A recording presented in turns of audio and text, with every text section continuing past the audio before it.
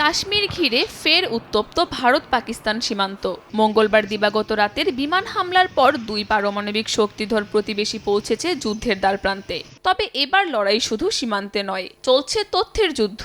৭৭ বছরের পুরনো সংঘাতের ধারাবাহিকতায় এবারও ভারত পাকিস্তানের লড়াইয়ে সত্যকে ছাপিয়ে উঠেছে তথ্য প্রতিযোগিতা। পাকিস্তান অভিযোগ করছে ভারতীয় বাহিনী ৬টি শহরে ও একটি স্বাস্থ্যকেন্দ্রে হামলা চালিয়েছে। প্রাণ গেছে ৩১ জন বেসামরিক মানুষের, যার মধ্যে রয়েছে ৩ বছরের একটি শিশুও। ইসলামাবাদ বলছে হামলার লক্ষ্য ছিল নিরীহ জনপদ, যা আন্তর্জাতিক আইন লঙ্ঘনের শামিল। অন্যদিকে নয়াদিল্লির দাবি ভিন্ন। তারা বলছে গেল মাসে পেহেলগামে প্রাণঘাতী হামলার জবাবে চালানো হয়েছে এই অপারেশন। ৯টি স্থানে সন্ত্রাসী অবকাঠামো লক্ষ্য করে হামলা চালানো হয়। ভারতের মতে নিহতরা জঙ্গি সংশ্লিষ্ট ছিলেন। সবচেয়ে বিতর্কিত তথ্য যুদ্ধ বিমান ভূপাতিত হওয়া নিয়ে। পাকিস্তান দাবি করেছে ৫টি ভারতীয় যুদ্ধ বিমান গুড়িয়ে দিয়েছে তারা।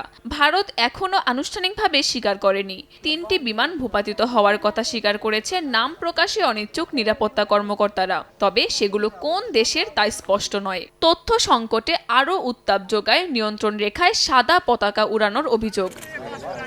পাকিস্তানের দাবি একটি সামরিক পোস্টে ভারতীয় সেনারা আত্মসমর্পণের সংকেত দিয়েছে। ভারতের পক্ষ থেকে এ বিষয়ে কোনো মন্তব্য আসেনি।